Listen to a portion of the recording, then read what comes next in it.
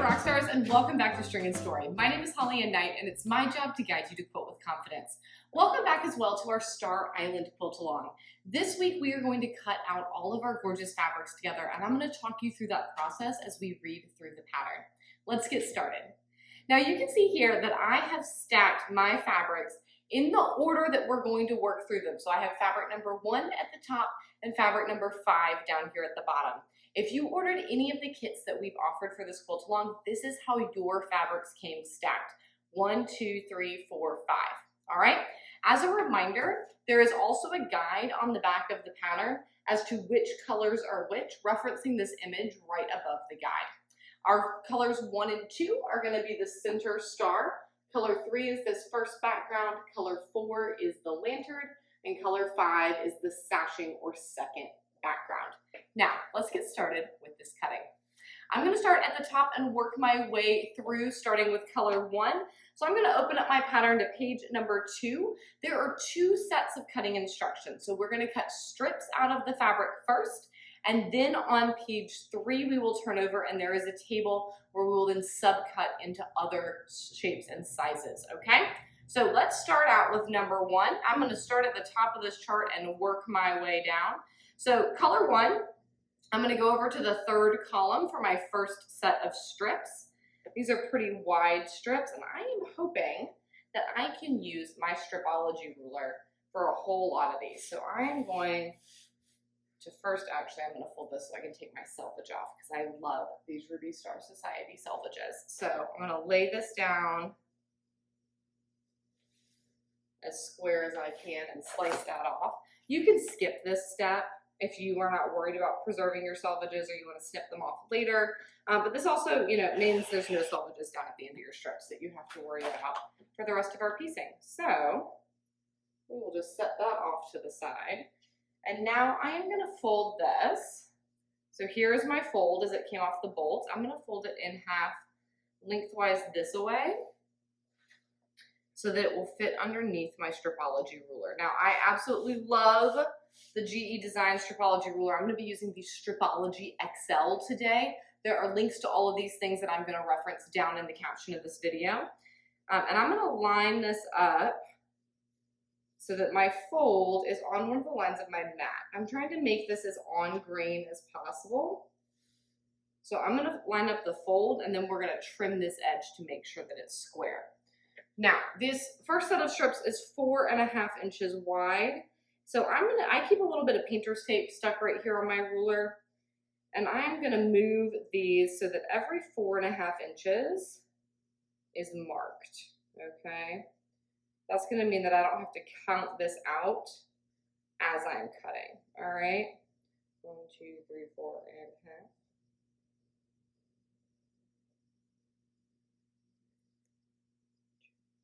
4, and that was the half. 1, 2, nope.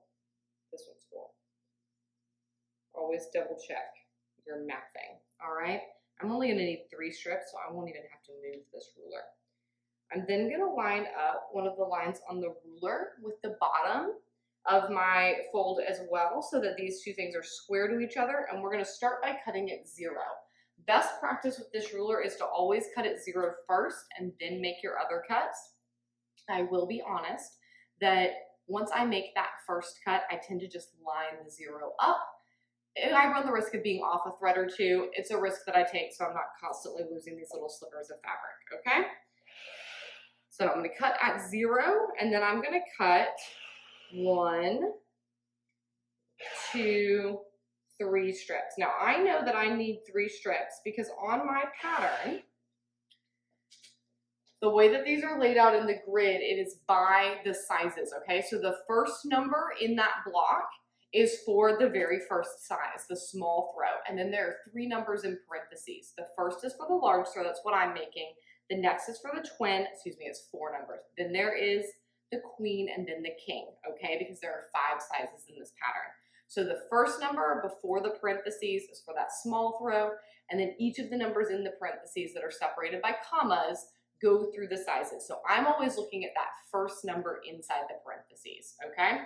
So I needed 3 4.5 inch strips. I'm gonna lift this ruler straight up, set it off to the side. That's going to be too slim to do anything with, so it can get tossed. And I'm going to simply slide these strips over here out of the way and very carefully slide my fabric over. Same thing, I am making sure that my fold is lined up on this line on my mat. Assuming I have stayed square, I will also be lined up with the line on my mat over here because we squared this up already. And then I'm going to slide my ruler back into place. Now this is where I cheat this, and I just bump that first edge up against the edge of my fabric. If you want to make sure you are perfectly square every time, you will want to cut it 0 each and every time. All right. Now I need my next size of strip, and I only need 2 of those. Let me move my tapes. Now listen, you absolutely could look down this chart and go, okay, I'm going to need these 2 widths of strips in almost every color. I don't want to move my tape until I'm done. But there are enough colors on this quilt that I am nervous I will mess up, okay?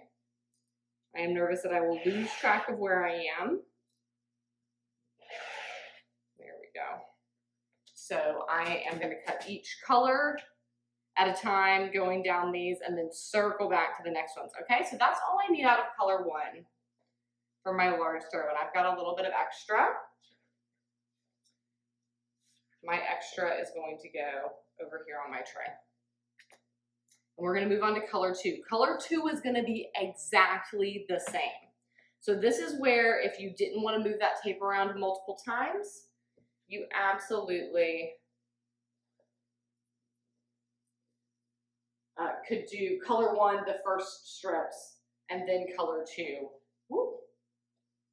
And then circle back to color 1. Now this one, this is all kinds of twisty off the bolt. Look how fun this is. This is not folded evenly at all. So I'm going to fold my fold here so we are together. That squared it up a bit. There we go. Sometimes fabric comes off the bolt, kind of twisty. That's always a fun time to try to get it squared up. So I'm going to repeat this exact same process all the way down all of my colors. Now, make note, you are cutting those first, the widths of strips that we just cut, you're cutting those for fabrics 1 through 4. And then there are different widths that you need for color 5 for these in here. So go carefully through this first chart and cut all of your strips of fabric, and then we're going to meet back here and work on this subcutting together on the next page. All right, I'll see you in a minute. A very important note on color number 4. Now, y'all may have already seen in the email that went out as part of the quilt-a-long and some of the other announcements that we've made, but I want to make sure I mention it here as well. I made a really big error on the fabric for fabric number 4, and you do not need as much as I originally prescribed. So I just want to let you know that we have made those updates both to the yardage that you need, the number of strips you need to cut, and the squares you need to subcut. And all of that is going to be available on our pattern updates page. That's going to be linked down in the caption below. I've also added it over on Instagram to the story highlight. It's right in the footer of our website. There's lots of ways to get there, but do go review those corrections and write those changes in on your pattern, because I want to make sure that that doesn't cause any issues as we keep going, okay? Thank you so much for your grace. I'm so sorry for this mistake. I'm glad that we caught it now so that we know what's going on as we continue to cut. Now that we've cut all of our strips out of our yardage, it's time to subcut those strips into squares and other shapes. Now, 2 important notes. First of all, we did have some corrections for color 5 as far as the number of 3-inch squares you're going to need. Please again refer to that pattern updates page to make sure that you have the correct number written in your pattern. The second thing is that out of colors 1 and 2, we are going to be cutting our tri-rex units. That is this triangle in a square shape that we see in the main star of Star Island. We are going to wait and cut that when we get to the tri-rex units. Those pieces all have bias edges. It's really easy for them to get misshapen if they get cut and then they float around on your tray or whatever. So we're gonna wait on that. So that means that for both color 1 and color 2, I would like you to take your narrower strips and set them aside. We're going to use them later to make those Tri-Rex units. Then you can take those wider strips and we're going to lay them out, and we can cut color 1 and color 2 at the exact same time, because these are simply going to be squares. All right.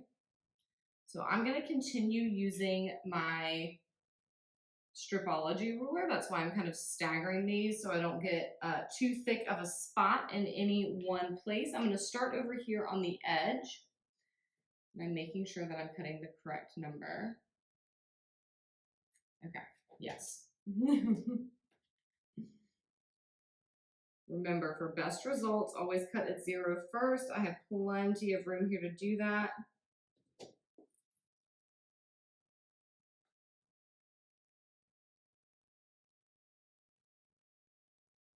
Yep, okay. I'm second guessing absolutely everything now, y'all. All right.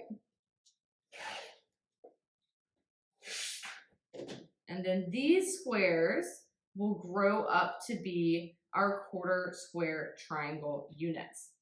We're going to follow this same procedure with all of our different fabrics, taking each set of strips, and we're working down the subcutting chart on page 3. So each one, it's going to tell you how many squares you need to cut out of each one, and then you'll be able to set those aside and label them. I'm going to cut through this real quick, and I'm going to show you a little bit about how I like to label my parts and pieces for any quilt project. Now that I finished cutting out my Star Island quilt, my last step is to label these pieces. Now you can see I really love to organize all of my projects on a handy dandy tray. These are just TV trays that you can buy wherever. This one happens to be from IKEA. And I like to then take some simple little project clips and my sticky notes and label each of these pieces. Now over here, this first section, I'm simply going to label Tri-Rex. These are the strips from colors 1, 2, and 3 that are going to become my Tri-Rex later on. Now, of course, some of this is easy to hold in our minds, but it's nice to have it labeled in case, you know, around here, if I'm tag teaming some piecing with one of my fellow rock stars, but also if you tend to have a lot of projects going on at one time, not having to hold in your brain what everything is can be really, really helpful. So if you step away and return, everything is labeled, you know exactly where you left off, etc. So these I'm simply labeling color 1 and color 2. For these squares, these are going to become my quarter square triangles. And I'm going to label color 3 here.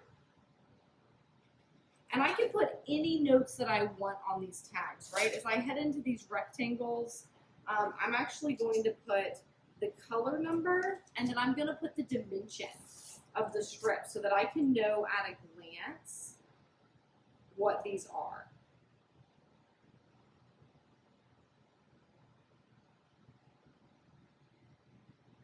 And again, these are things that right now, when we've just cut everything, might feel really, really obvious.